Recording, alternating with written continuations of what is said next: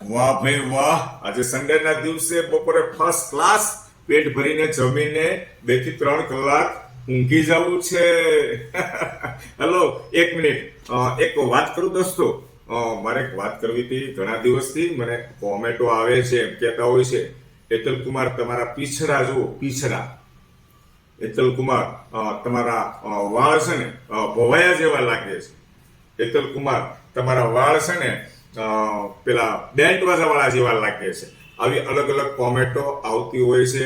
ભાઈ સાહેબ, તમે તો કોમેન્ટ લખીને જતા રહો છો, પણ એનું રિએક્શન કંઈક અલગ આવે છે. અમારા ઘરમાં મગજમારી થાય છે. તમે તો એક વાર કહો છો, પણ ઘરવાળી છે ને 7 7 વાર સંભળાવે છે મને.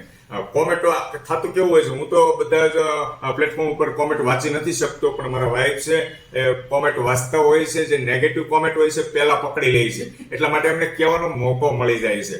તો ભાઈ સાહેબ, બે હાથ જોડીને કહું છું, મને ગમે છે તો લોંગ હેર મને રાખવા દો ને ભાઈ સાહેબ, એમાં શું વાંધો છે.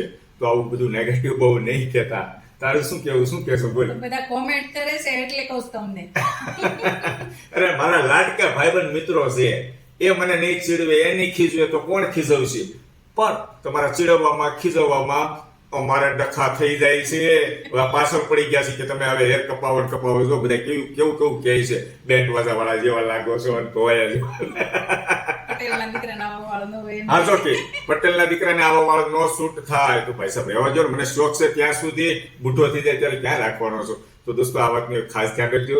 Thank you very much. બાકી વાર તો રહેશે જ આવડા.